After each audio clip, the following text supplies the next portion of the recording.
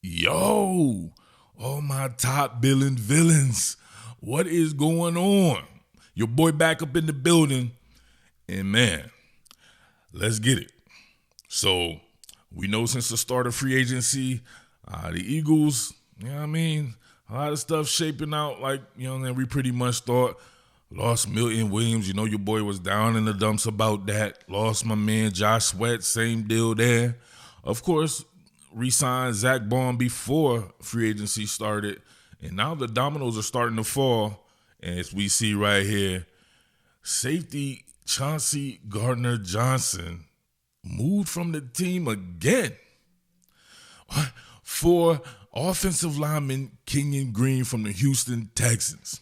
It was one Kenyon Green. This dude was the deal in high school, straight up the deal. 5-star composite cat like that.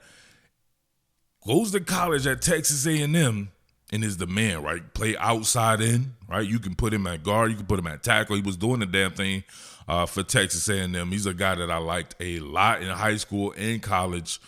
But I'm going to be honest with you. He's been an unmitigated disaster in the NFL. He has not played well at all. All right, real quick, we'll get to a real film study sometime in the future. But for now, yeah. Check this rep out right here. Now, look at that, right?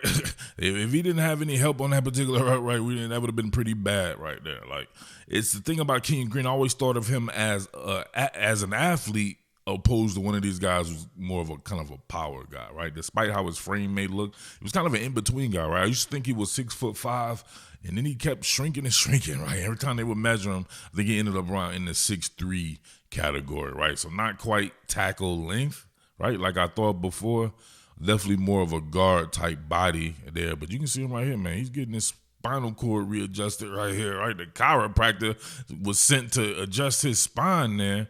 And, man, he's getting pretty much manhandled there, but he gets by with a little help from his friend. Yeah. I like this rep right here by him in the run game.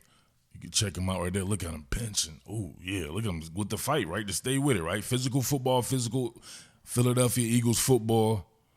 And, yeah, man, sealing off there. Right, here he is. If you can't see it there.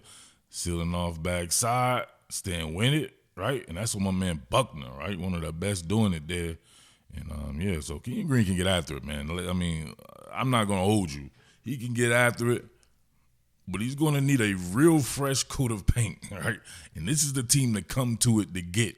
You have a 3-man convert into a 4-man weave, and you have to sometimes check this guy in his mental lapses. Same deal right here with Mekhi Becton that we would see.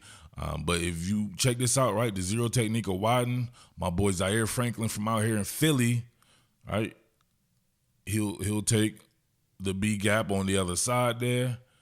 You get a stand-up lineman right here also coming on the wide, but kind of on the inside there. And I believe you get Kwity Paye here coming right there. So they're giving him something to think about. Now tell me whose fault do you believe this is, right? Check this out here. Bang, he takes the outside path, right? So you get a check off from the center here, right? Check this out. Center's going to check off, bang. So he's pretty much giving him up to Kenyon Green. So if you're Kenyon Green, you have to make a split-second decision here. You always take the path of least resistance, meaning who's the most hottest to your quarterback, right? Which will always be a straight line. A straight line will beat a curved path any day of the week. So you would think that he would then worry about this guy, right? Slide back over and make sure you get him. And then him right here, he has to take a longer, wider approach. So C.J. Stroud may be able to get the ball out a little sooner before he gets there, right? These split-second decisions you have to think about in football. And boom, look what happens there. Dang, did this man get to him too? This man didn't get to him, so I'll give him that there, the guy who he did block. But to me, that's a mental lapse there. And you can check it out again on this one. When you put mental lapses on tape, teams will try to exploit that. Now, look at this again, right? Kenyon Green right here, and we see him go with a guy, right, and continuing to stay outside with it. He doesn't even peek back inside. Look at this right here, right? You got Tremaine Edmonds coming on that weave here. Great pickup by the running back, right, on the blitz pickup on the inside, right? But just in case, right, you're 2-on-1 right here, you at least got to peek back inside, right? Peek back inside while still engaging this guy. Make sure nobody's coming. If he was peeking back inside here, maybe he could redirect, and he catches a little bit of Tremaine Edmonds there, knocks him off his path. But this guy's left wide open here, and then bang, C.J. Stroud has to dirt nap it, right? He has to take a dirt nap and get fertilized, right? He was petrified right there. This is more about Jeff Stoutland University to me than anything, right? You get a fresh coat of paint, especially if we're talking about the right guard position. You're liable to get somebody, right, with a talent. Like, think about the type of talent that Mekhi Becton has, being another first-round pick there, and they're able to mold that at the right guard spot. I tried to tell people before, it's the right guard spot. It's the least important part of the offensive line. That's just what it is. It doesn't mean it's not important. Every position is important there, but it wouldn't be surprising to me to see them guys just rotate guys in and out at right guard and try to maintain some super high caliber players around that right guard, right?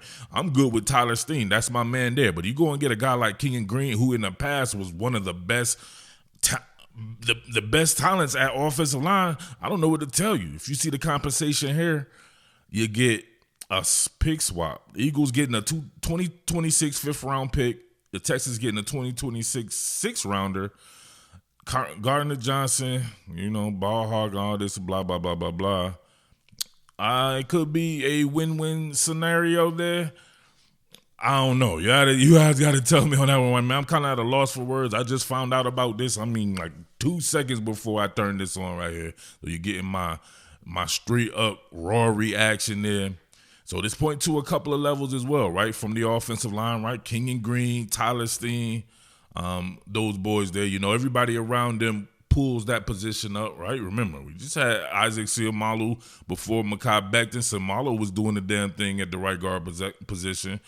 Then we had Cam Jurgens. He was doing the damn thing, right?